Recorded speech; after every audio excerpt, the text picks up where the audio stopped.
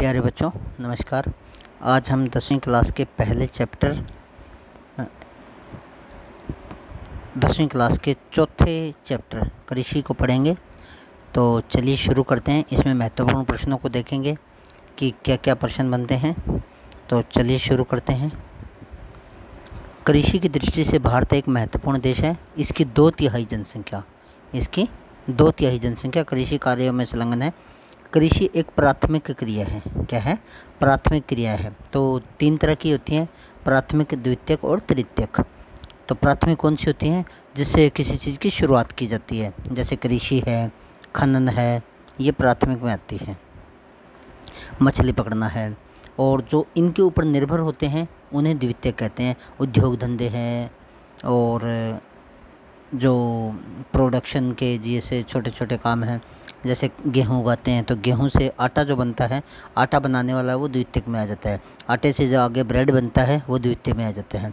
और उसके बाद में जो तीसरे में वो आता है जो पहले पे निर्भर नहीं है, जैसे बीमा है, डॉक्टर है, ये आपके इस पे निर्भर नहीं करते। प्राथमिक क्रिया है जो हमारे लिए अधिकांश खाद्यान्न उत्पन्न करती है। खाद्यान्नों के अतिरिक्त ये विभिन्न उद्योगों के लिए कच्चा माल भी पैदा करती है। इसके अतिरिक्त कुछ उत्पाद जैसे चाय है, कॉफ़ी है, मसाले हैं, इनका निर्यात भी किया जाता है। और इनका निर्यात करने से हमें क्या है? विदेशी मुद्रा भी प्राप्त होती है। क्या होती है? विदेशी मुद्रा भी प्राप्त होती है। सबसे अधिक मुद्रा इन्हीं से, चाय, कॉफ़ी और मसालों से प्राप्त होता है। आपको पता होगा जो यूरोपियन लोग थे वो भी भारत के अंदर मसालों के लिए आए थे।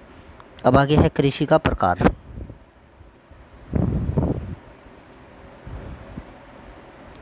कृषि का प्रकार देखिए।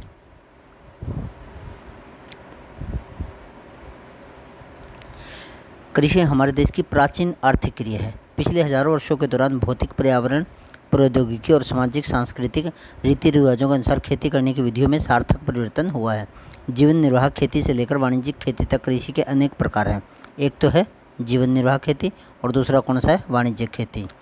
जीवन निर्वाह खेती वो है जो प्रारंभ शुरू में मनुष्य करता आ रहा था, जिसके अंदर उसके पास कोई हथियार, कोई औजार नहीं थे, आधुनिक उपकरण नहीं थे, आधुनिक बीज वगैरह नहीं थे, उसे जीवन निर्वाह खेती कहते हैं।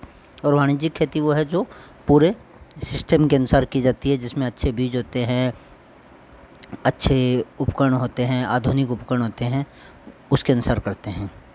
वर्तमान समय में भारत के विभिन्न भागों में निम्नलिखित प्रकार के कृषि तंत्र अपनाए गए हैं। प्रारंभिक जीविका निर्वाह कृषि। इस प्रकार की कृषि भारत के कुछ भागों में अभी भी की जाती है। मतलब भारत के कुछ भागों में अभी भी ये वाली जो कृषि है, प्रारंभिक जीविका निर्वाह कृषि की जाती है। प्रारंभिक जीविका निर्वाह कृषि भूमि के छोटे टुकड़ों पर आदिम कृषि औजारों जैसे लकड़ी के हल हैं, डाव है, और खुदाई करने वाली छड़ी तथा परिवार अथवा समुदायों की मदद से की जाती है। तो क्या होता है देखिए। परिवार और यह कृषि प्राय मानसून, मृदा की प्राकृतिक उर्वरता और फसल उगाने के लिए अन्य पर्यावरणीय परिस्थितियों की उपयुक्तता पर निर्भर करता है। तो अगर आपसे ये पूछा जाता है कि प्रारंभिक जीविका निर्वाह कृषि क्या होती है, तो आपको जो मुख्य बातें याद रखनी है वह यह है कि भूमि के छोटे टुकड़ों पे की जाती है सबसे पहले तो, फिर पुराने कृषि औजारों से की जाती है, लकड़ी के हल वगैरह से। तीसरी बात, परिवार अथवा समुदाय की मदद से, श्रम की मदद से की जाती है। मतलब किसी प्रकार के आधुनिक, इसमें ट्रैक्टर है, कंबाइन है, इस तरह के उपकरण यूज नहीं होते। चौथी बात, प्राय मानसून पे होती है, इसमें नहरें वगैरह सिंचाई के साधन नहीं होते। और पांचवी बात क्या है? मृदा की प्राकृतिक उर्वरता और पर्यावरणीय परिस्थितियों की उपयुक्तता पर निर्भर करती है। तो चलिए आगे पढ़ते हैं।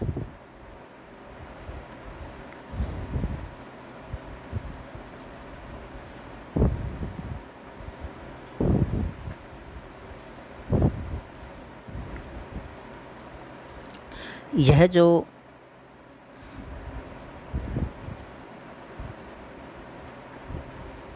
प्रारंभिक जीविका कृषि है, इसे कर्तन दहन प्रणाली कहते हैं। क्या कहते हैं? कर्तन दहन प्रणाली। स्लैश एंड बर्न, मतलब जलाओ और साफ करो और उस पर खेती करो। किसान ज़मीन के टुकड़े साफ करके उन पर अपने परिवार को भरण पोषण के लिए अनाज व अन्य खाद्य फसलें उगाते हैं। जब मृदा की उर्वरता कम हो जाती है तो किसान उस भूमि के टुकड़े से स्थानांतरित हो जाते हैं और कृषि के लिए भूमि का दूसरा टुकड़ा साफ करते हैं। कृषि पर इस प्रकार के स्थानांतरण से प्राकृतिक प्रक्रियाओं द्वारा मिट्टी की उर्वरकता शक्ति बढ़ जाती है, क्योंकि किसान उर्वरक तथा अन्य आधुनिक तकनीकों का प्रयोग नहीं करते, इसलिए इस प्रकार की कृषि में उत्पादकता कम होती है। देश के विभिन्न भागों में इस प्रकार की कृषि को विभिन्न नामों से जाना जाता है। तो अब आगे हम ये पढ़ेंगे कि इसे कहाँ क्या क्या कहा जाता है। एक तो इसका नाम होता है झूम, एक तो इसका नाम क्या होता है, झूम कृषि। तो झूम कृषि कहाँ कहते हैं? असम में, मेघालय में, मिजोरम में और नागालैंड में इसे झूम कहते हैं। तो जैसे अगर आपने भारत का मानचित्र देखा है, तो जैसे यूँ करके अगर हम भारत के मानचित्र को एक रफली आइडिया लेते हैं कि ये कैसा है, तो ये वाला जो हमारा इलाका है, यहाँ पे असम आता है, यहाँ पे क्या आता है? असम आता है। असम के नीचे मेघालय आता है, असम के नीचे मेघालय आता है, और यहाँ पे मिजोरम और नागालैंड आते हैं। क्या आते हैं? मिजोरम और नागालैंड आते हैं। तो यहाँ पर इन जगहों के अंदर क्या है, इसे झूम खेती कहते हैं। कहाँ कहाँ कहते हैं? असम में, मेघालय में और नागालैंड में और मिजोरम में, नागालैंड और मिजोरम में। और मणिपुर में इसे पामलू कहते हैं, मणिपुर में इसे क्या कहते हैं? पामलू कहते हैं। तो आगे देखते हैं। नागालैंड में इसे झूम कहा जाता है, मणिपुर में इसे पामलू कहते हैं, और छत्तीसगढ़ के बस्तर ज़िले और अंडमान निकोबार द्वीप समूह में इसे दीपा कहा जाता है। तो आप इसे ऐसे भी याद कर सकते हो कि द्वीप समूह में इसे दीपा कहते हैं, और बस्तर ज़िला है वहाँ भी इसे दीपा कहा जाता है।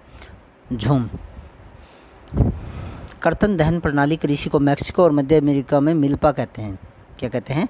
वहाँ पे इसको मिल्पा कहते हैं। ये भी कई बार कंपटीशन एग्जामों में पूछ लिया जाता है। वेनेजुएला में इसे कोनुका कहते हैं, ब्राज़ील में इसे रोका कहते हैं, मध्य अफ्रीका में इसे मसोले कहते हैं, और इंडोनेशिया में लद्दाख कहते हैं, और वियतनाम में रे के नाम से पुकारा जाता है। भारत में भी यह प्रारंभिक किस्म की खेती अनेक नामों से जानी जाती है, जैसे मध्य प्रदेश में बेबर या दहिया कहा जाता है, आंध्र प्रदेश में पोडू अथवा पेंडा कहा जाता है, उड़ीसा में पामाडाबी या कोमान कहा जाता है, या ब्रिंगा भी कहते हैं। पश्चिम घाट में कुमारी, दक्षिण पूर्वी राजस्थान में वालरे या वाल्टरे कहा जाता है। यह अब की बार 2021 के HCS में प्री में पूछा गया क्वेश्चन था। हिमालयन क्षेत्र में खिल और झारखंड में कुरुआ और उत्तर पूर्वी भारत में पूर्वी प्रदेशों में इसे झूम नाम से पुकारा जाता है। तो इनको याद कर लीजिए, स्क्रीनशॉट ले लीजिए, ये बहुत काम की चीज़ें हैं। चलिए आगे चलते हैं।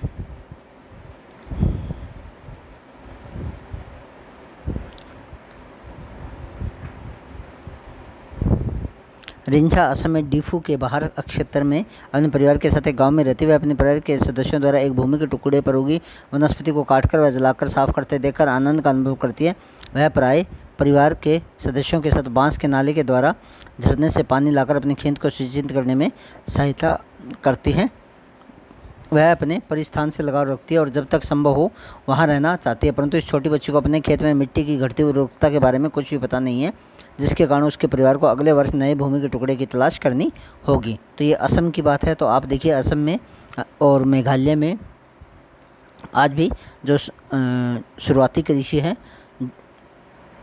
उसकी ये वाली जो कृषि हमने अभी पढ़ी थी, प्रारंभिक जीविका निर्वाह कृषि, वो अभी भी वहाँ पे यूज हो रही है। क्या आप बता सकते हैं कि रिंझा का परिवार किस प्रकार की कृषि कर रहा है? तो किस प्रकार की कृषि कर रहा है? प्रारंभिक जीविका निर्वाह कृषि। क्या आप उन फसलों के नाम बता सकते हैं जो इस प्रकार की कृषि में उगाए जाते हैं?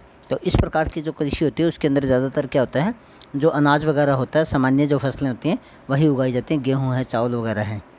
अब दूसरा प्रकार है गहन जीविका कृषि। गहन जीविका कृषि कौन सी होती है? इस प्रकार की कृषि उन क्षेत्रों में की जाती है जहाँ भूमि पर जनसंख्या का दबाव अधिक होता है। यह श्रम गहन खेती है और जहाँ अधिक उत्पादन के लिए अधिक मात्रा में जैव रासायनिक निवेशों और सिंचाई का प्रयोग किया जाता है।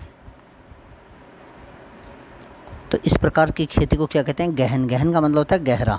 गहन का मतलब क्या होता है? गहरा। क्या आप भारत के कुछ राज्यों के नाम बता सकते हो जहाँ पर इस प्रकार की खेती की जाती है?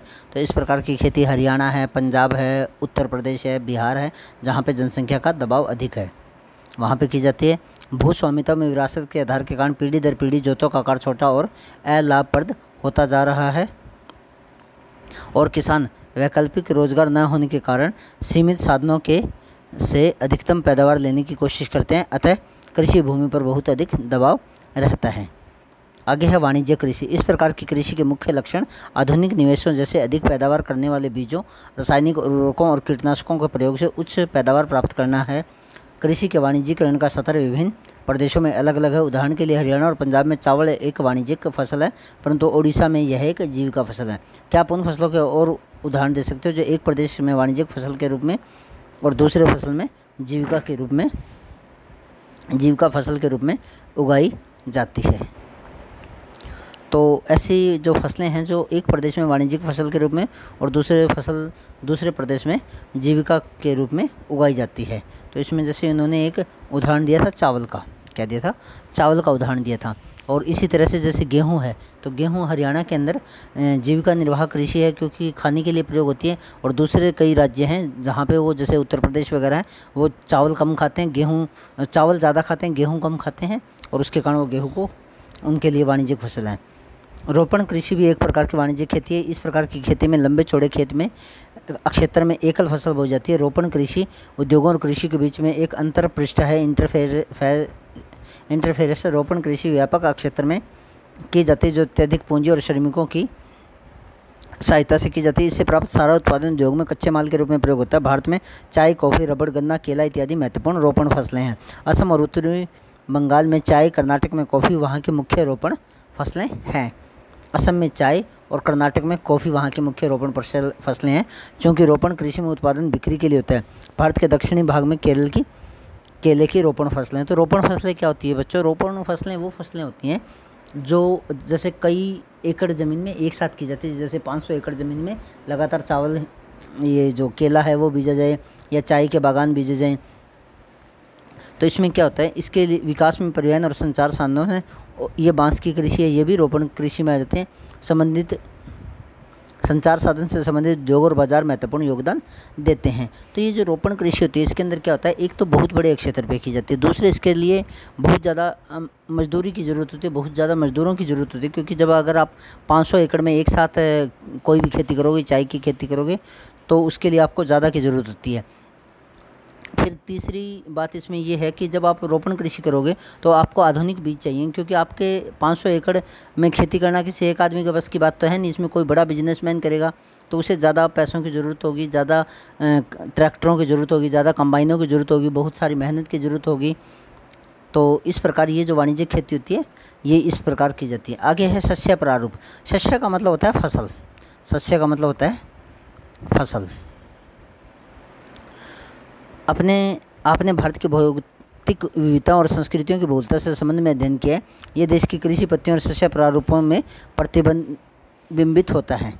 इसलिए देश में बोई जाने वाली फसलों में अनेक प्रकार के खाद्यान्न और रेशे वाली फसलें, सब्जियां, फल, मसाले इत्यादि शामिल है। भारत में 3 शस्य ऋतु हैं, रबी, खरीफ और जायद। रबी फसलों को शीत ऋतु में अक्टूबर से दिसंबर के मध्य में बोया जाता है, और ग्रीष्म ऋतु में अप्रैल से जून के मध्य में काटा जाता है। गेहूँ, जौ, मटर, चना और सरसों कुछ मुख्य रबी की फसलें हैं। यद्यपि ये फसलें देश के विस्तृत भागों में बोई जाती है। उत्तर और उत्तर पश्चिमी राज्यों जैसे पंजाब, हरियाणा, हिमाचल प्रदेश, जम्मू कश्मीर, उत्तराखंड और उत्तर प्रदेश में गेहूं और अन्य रबी फसलों के उत्पादन के लिए महत्वपूर्ण राज्य हैं। शीत ऋतु में शीतोष्ण पश्चिमी विक्षोभों से होने वाली वर्षा इन फसलों के अधिक उत्पादन में सहायक होती हैं। पंजाब, हरियाणा, पश्चिमी उत्तर प्रदेश और राजस्थान के कुछ भागों में हरित क्रांति की सफलता भी उपयुक्त रबी फसलों की वृद्धि में एक महत्वपूर्ण कारक रहा है। आगे खरीफ की फसलें। खरीफ शब्द है, इसका अर्थ होता है, खरीफ अरबी भाषा का शब्द है जिसका अर्थ होता है पतझड़। क्या अर्थ होता है? पतझड़। खरीफ फसलें देश के विभिन्न क्षेत्रों में मानसून के आगमन के साथ बोई जाती हैं और सितंबर अक्टूबर में काट ली जाती है। सितंबर अक्टूबर में क्या होता है? पतझड़ का मौसम होता है। इस ऋतु में बोई जाने वाली फसलें कौन सी होती हैं? चावल होता है, मक्का होता है, ज्वार होता है, बाजरा होता है, तुर होती है, मूंग होती है, उड़द होती है, कपास होती है, जूट होता है, मूंगफली होती है और सोयाबीन शामिल होता है।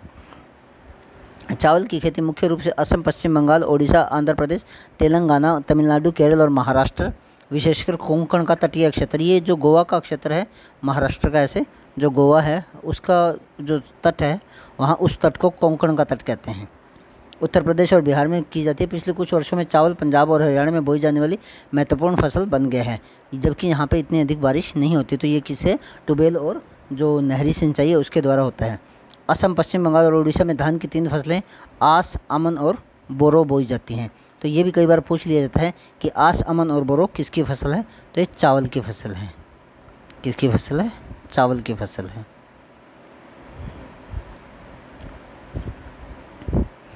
तो चलिए आगे देखते हैं।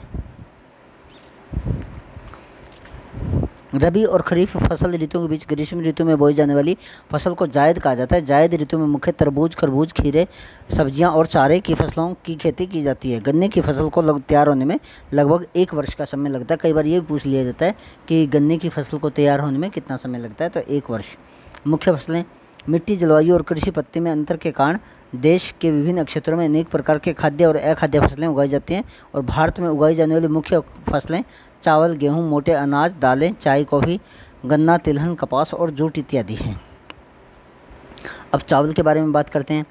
भारत में अधिकांश लोगों का खाद्यान्न चावल है। हरियाणा वालों का नहीं है। हरियाणा वालों को गेहूं चाहिए, कणक चाहिए। हमारा देश चीन के बाद में दूसरा सबसे बड़ा चावल का उत्पादक देश है। चावल एक खरीफ की फसल है जिसे उगाने के लिए उच्च तापमान 25 डिग्री सेल्सियस से ऊपर और अधिक आर्द्रता 100 सेंटीमीटर से अधिक वर्षा की आवश्यकता होती है। कम वर्षा वाले क्षेत्रों में से सिंचाई करके उगाया जाता है। चावल उत्तर और उत्तर पूर्वी मैदानों, तटीय क्षेत्रों, डेल्टाई प्रदेशों में उगाया जाता है। नहरों के जाल और नलकूपों की सघनता के कारण पंजाब, हरियाणा, पश्चिमी उत्तर प्रदेश और राजस्थान के कुछ कम वर्षा वाले क्षेत्रों में भी चावल की फसल उगाना संभव हो पाया है। अब गेहूँ की बात करते हैं। तो चावल के बारे में जो याद रखने वाली बातें हैं, एक तो 25 डिग्री सेल्सियस से अधिक तापमान होना चाहिए। एक अधिक आर्द्रता होनी चाहिए। 100 सेंटीमीटर से अधिक वर्षा होनी चाहिए। ठीक है, कम वर्षा है वहाँ पे, नहरी पानी होना चाहिए, सिंचाई होनी चाहिए। गेहूँ भारत की दूसरी सबसे महत्वपूर्ण खाद्यान्न फसल है जो देश के उत्तर और उत्तर पश्चिमी भागों में पैदा की जाती है। रबी की फसल को उगाने के लिए शीत ऋतु और पकने के समय खिली धूप की आवश्यकता होती है। इसे उगाने के लिए समान रूप से वितरित 50 से 75 सेंटीमीटर वार्षिक वर्षा की आवश्यकता होती है।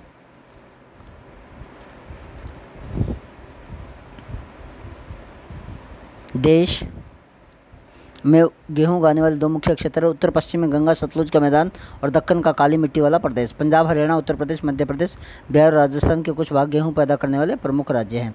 आगे हैं मोटे अनाज। मोटे अनाज को मिलेट्स कहते हैं। ज्वार, बाजरा और रागी भारत में उगाए जाने वाले मुख्य मोटे अनाज है। यद्यपि इन्हें मोटा अनाज कहते हैं, परंतु इनमें पोषक तत्वों की मात्रा अत्यधिक होती है।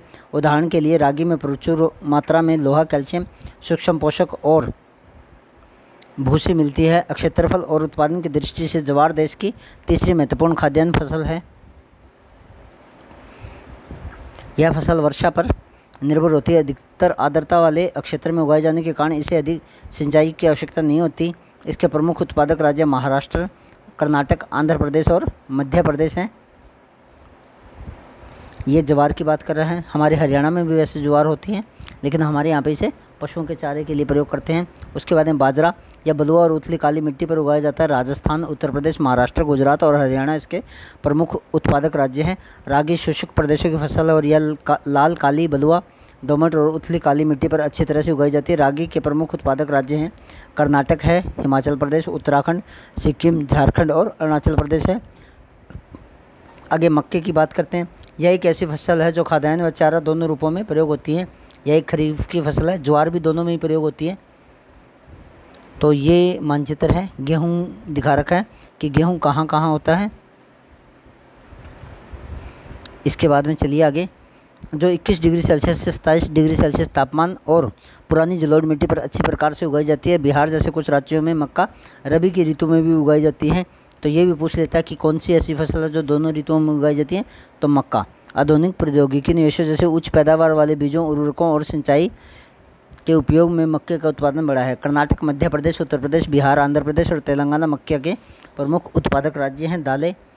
भारत विश्व में दालों का सबसे बड़ा उत्पादक तथा उपभोक्ता देश है। शाकाहारी खाने में दालें सबसे अधिक प्रोटीनदायक होती है। तूर, उड़द, मूंग, मसूर, मटर और चना भारत के प्रमुख दलहनी फसलें हैं। क्या आप बता सकते हैं कि इनमें से कौन सी दालें खरीफ में और कौन सी दालें रबी में उगाई जाती हैं? दालों को कम नमी की आवश्यकता होती है। इन्हें शुष्क परिस्थितियों में भी उगाया जा सकता है। फलीदार फसल होने के नाते अरहर को छोड़कर अन्य सभी दालें वायु से नाइट्रोजन लेकर भूमि की उर्वरता को बनाए रखती हैं। तो ये भी कई बार पूछ लिया जाता है कि जो अरहर है वह इनमें से कौन नाइट्रोजन नहीं देता? तो जो अरहर है वह ज़मीन को नाइट्रोजन नहीं देता।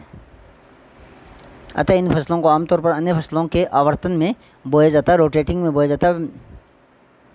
भारत में मध्य प्रदेश, राजस्थान, महाराष्ट्र, उत्तर प्रदेश और कर्नाटक दाल के मुख्य उत्पादक राज्य है। खाद्यान्नों के अलावा अन्य खाद्य फसलें। अब गन्ने की बात करते हैं। गन्ना एक उष्ण और उपोष्ण कटिबंधीय फसल है। यह 21 डिग्री सेल्सियस से 27 डिग्री सेल्सियस के बीच में और 75 से 100 सेंटीमीटर वार्षिक वर्षा के वाली उष्ण और आर्द्र जलवायु में बोया जाता है। कम वर्षा वाले प्रदेशों में सिंचाई की आवश्यकता होती है। इसे अनेक मिट्टियों में उगाया जा सकता है तथा इसके लिए बुआई से लेकर कटाई तक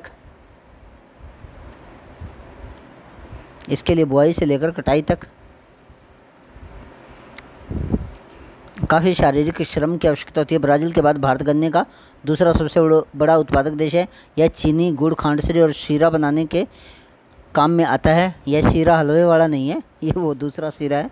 उत्तर प्रदेश, महाराष्ट्र, कर्नाटक, तमिलनाडु, आंध्र प्रदेश, तेलंगाना, बिहार और पंजाब, हरियाणा गन्ना के मुख्य उत्पादक राज्य हैं। तिलहन।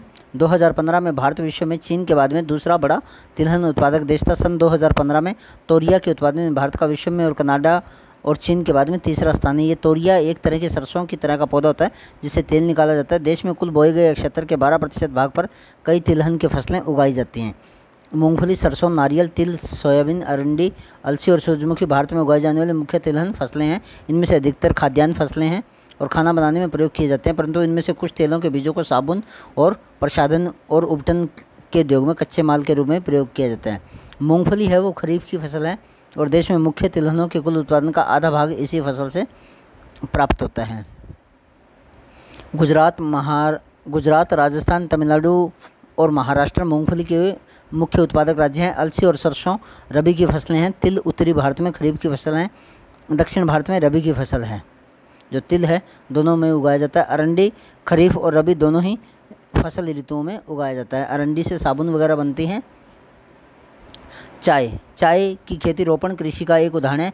यह एक महत्वपूर्ण पेय फसल है जिसे शुरुआत में अंग्रेज भारत में लाए थे। आज अधिकतर चाय बागानों के मालिक भारतीय हैं, क्योंकि सिंपल सी बात है, जब अंग्रेज ही चले गए तो अब मालिक कैसे रहेंगे। चाय का पौधा उष्ण और उपोष्ण कटिबंधीय जलवायु, ह्यूमस और जीवांश युक्त गहरी मिट्टी और सुगम जल निकास वाले ढलवां क्षेत्र में भलीभांति से उगाया जाता है। चाय की झाड़ियों को उगाने के लिए वर्ष भर कोषण, नम और पाला रहित तो जलवायु की आवश्यकता रहती है। वर्ष भर समान रूप से होने वाली वर्षा की बौछारें इसकी कोमल पत्तियों के विकास में सहायक होती हैं।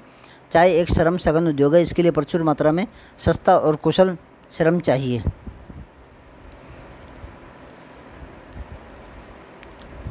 इसकी ताजगी बनाए रखने के लिए चाय की पत्तियां बागान में ही संसाधित की जाती है। चाय के मुख्य उत्पादक क्षेत्रों में असम, पश्चिम बंगाल में दार्जिलिंग और जलपाईगुड़ी जिले की पहाड़ियाँ, तमिलनाडु और केरल हैं। इसके अलावा हिमाचल प्रदेश, उत्तराखंड, मेघालय, आंध्र प्रदेश और त्रिपुरा आदि राज्यों में भी चाय उगाई जाती है। सन 2015 में भारत विश्व में चीन के बाद में दूसरा बड़ा चाय उत्पादक देश था। अब कॉफ़ी की बात करते हैं। भारतीय कॉफ़ी अपनी गुणवत्ता के लिए विश्व विख्यात है। हमारे देश में अरेबिका किस्म की कॉफ़ी पैदा की जाती है जो प्रारंभ में यमन से लाई गई थी। इस कॉफ़ी की किस्म को विश्व भर में अधिक मांग रहती है। इसकी कृषि की शुरुआत बाबा बुदन पहाड़ियों से हुई थी। कहाँ से हुई थी? बाबा बुदन पहाड़ियों से हुई थी और आज भी इसकी खेती नीलगिरी की पहाड़ियों के आसपास कर्नाटक, केरल और तमिलनाडु में की जाती है। इसके बाद में बागवानी फसलों को देखेंगे तो सन 2015 में भारत का विश्व में फलों और सब्जियों के उत्पादन में चीन के बाद में दूसरा स्थान था। भारत उष्ण और शीतोष्ण कटिबंध दोनों ही प्रकार के फलों के उत्पादक। भारतीय फलों जिनमें से महाराष्ट्र, आंध्र प्रदेश, तेलंगाना, उत्तर प्रदेश और पश्चिम बंगाल के आम, नागपुर और चेरापूंजी के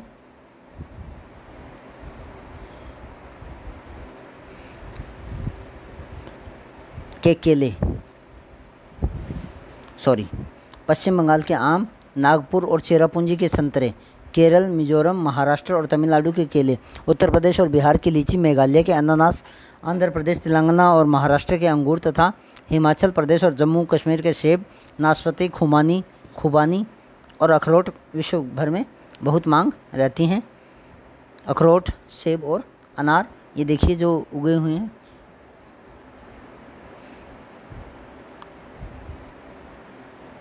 भारत का मटर, फूल गोभी, प्याज, बंद गोभी, टमाटर, बैंगन और आलू उत्पादन में प्रमुख स्थान है। अखाद्य फसलें कौन सी है? रबड़ की बात करते हैं। रबड़ भूमध्य क्षेत्र की फसल है, परंतु विशेष परिस्थितियों में उष्ण और उपोष्ण क्षेत्र में भी उगाई जाती है। इसको 200 सेंटीमीटर से अधिक वर्षा और 25 डिग्री सेल्सियस से अधिक तापमान वाली नम और आर्द्र जलवायु की आवश्यकता होती है। रबड़ एक महत्वपूर्ण कच्चा माल है जो उद्योगों में प्रयुक्त होता है। इसे मुख्य रूप से केरल, तमिलनाडु, कर्नाटक, अंडमान निकोबार द्वीप समूह और मेघालय में गारो पहाड़ियों में उगाया जाता है। रेशेदार फसलें कपास, जूट, सन और प्राकृतिक रेशम भारत में उगाई जाने वाली 4 प्रमुख रेशेदार फसलें हैं। तो इनमें से 3 मिट्टी में फसल उगाने से प्राप्त होती है और चौथा रेशम के कीड़े के कोकून से प्राप्त होता है। कपास की बात करते हैं। भारत को कपास के पौधे का मूल स्थान माना जाता है। कपास 2 तरह से होती है। एक तो वो होती है जो हमारी देसी कपास होती है और एक ये बाहरी कपास होती है, बीटी कॉटन वगैरह वाली। देसी कपास को आम भाषा में बाड़ी कहते हैं हमारे हरियाणा में। कपास उत्पादन में भारत का विश्व में तृतीय स्थान है। दक्कन पठार के शुष्क भागों में काली मिट्टी कपास उत्पादन के लिए उपयुक्त मानी जाती है। इस फसल को उगाने के लिए उच्च तापमान, हल्की वर्षा या सिंचाई, 210 पाला रहित दिन और खिली धूप की आवश्यकता होती है। यह खरीफ की फसल है और अब की बार हमारे हरियाणा में बारिश ज़्यादा होने से ये खरीफ की फसल ख़राब हो चुके हैं। इसे पककर तैयार होने में 6 से 8 महीने लगते हैं। महाराष्ट्र, गुजरात, मध्य प्रदेश, कर्नाटक, आंध्र प्रदेश, तेलंगाना, तमिलनाडु, पंजाब, हरियाणा और उत्तर प्रदेश कपास के मुख्य उत्पादक राज्य हैं।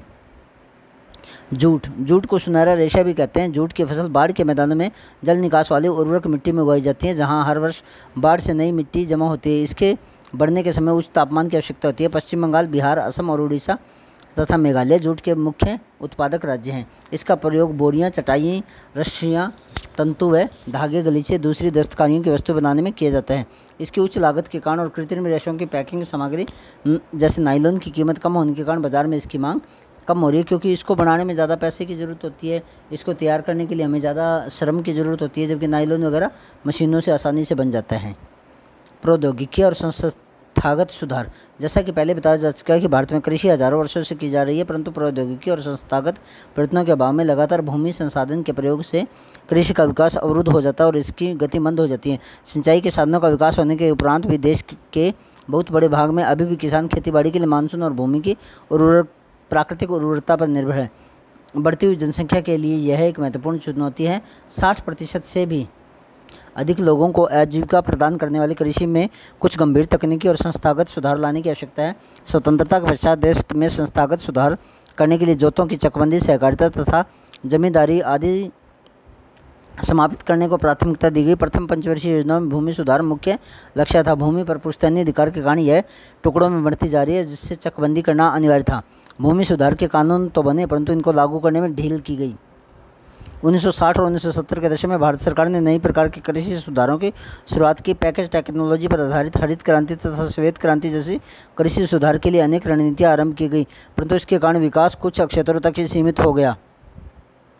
इसलिए 1980 और 1990 के दशक में व्यापक भूमि विकास कार्यक्रम शुरू किया गया, जो संस्थागत और तकनीकी सुधारों पर आधारित है। इस दिशा में उठाए गए महत्वपूर्ण कदमों में सूखा, बाढ़, चक्रवात, आग तथा बीमारी के लिए फसल बीमा के प्रावधान और किसानों को कम दर पर ऋण सुविधाएं प्रदान करने के लिए ग्रामीण बैंक, सहकारी समितियां और बैंकों की स्थापना सम्मिलित थी। किसानों के लाभ के लिए भारत सरकार ने किसान क्रेडिट कार्ड और व्यक्तिगत दुर्घटना बीमा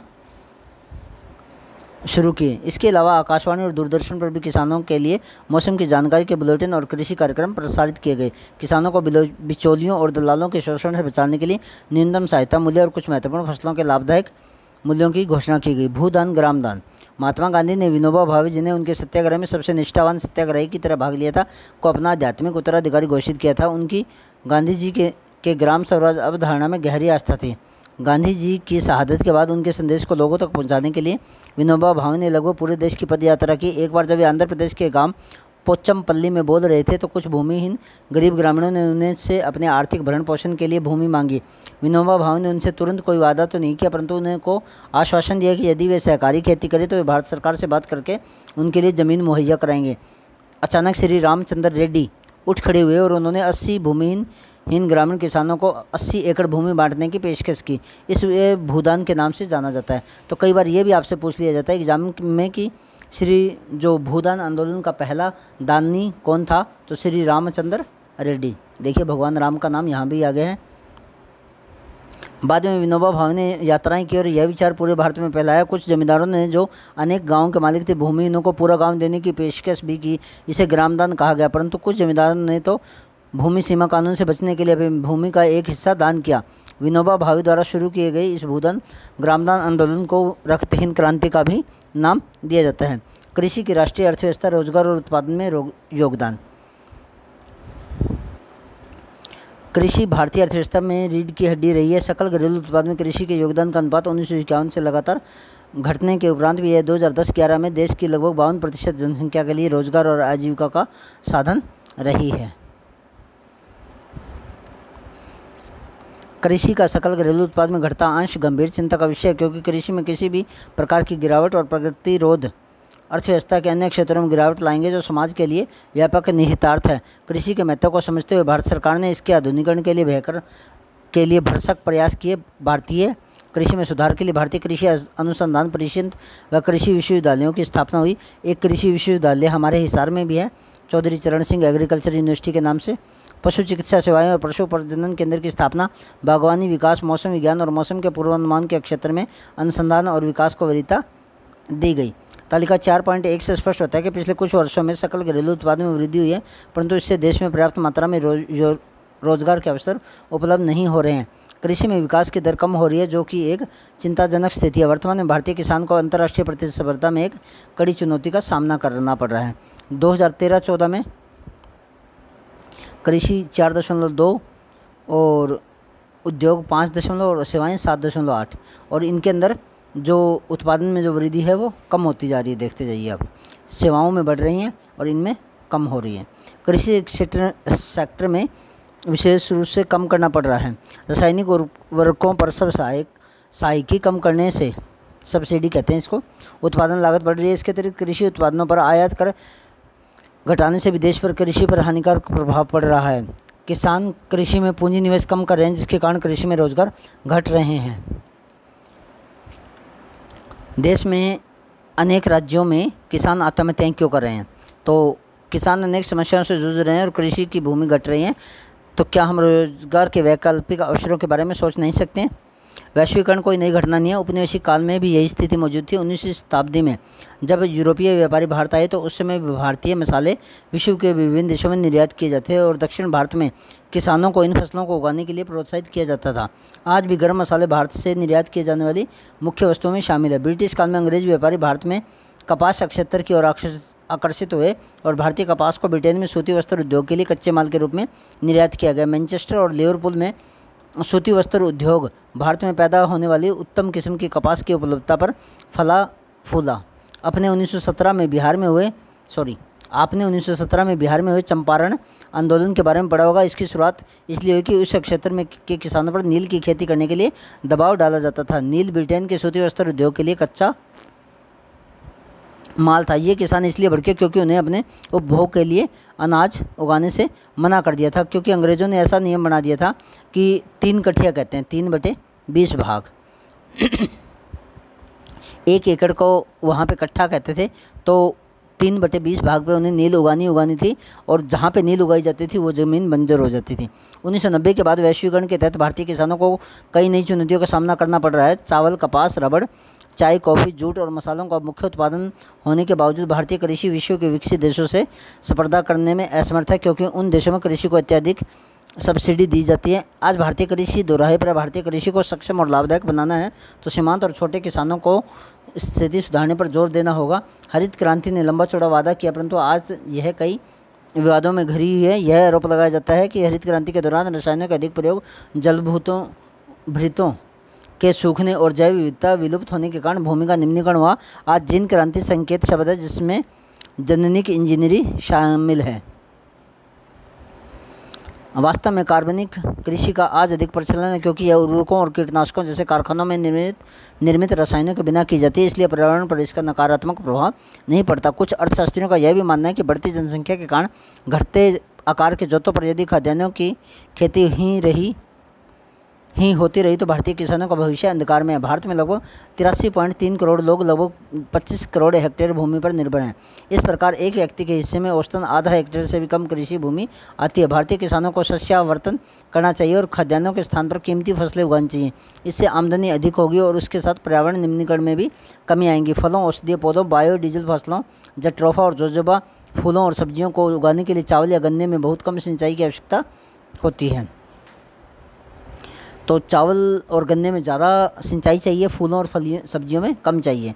भारत में जलवायु विविधता का विभिन्न प्रकार की कीमती फसलें उगाकर उपयोग किया जा सकता है। अनाज के स्थान पर ऊंचे मूल्य की फसलों को उगाकर शस्य प्रारूप में परिवर्तन का अर्थ होगा कि भारत को खाद्य पदार्थों का आयात करना पड़ेगा। 1960 के दशक में इसे एक आपदा के रूप में देखा गया होता, परंतु यदि हम कीमती फसलों का उत्पादन करके निर्यात करके खाद्यान्न आयात करते हैं तो भी हम चिली, इजराइल और इटली की अर्थव्यवस्थाओं का अनुकरण करेंगे, जो विभिन्न कृषि उत्पाद, फल, शराब, जैतून, विशेषकर बीज का निर्यात करके खाद्य पदार्थ आयात करते हैं। क्या हम यह खतरा मोल लेने को तैयार हैं?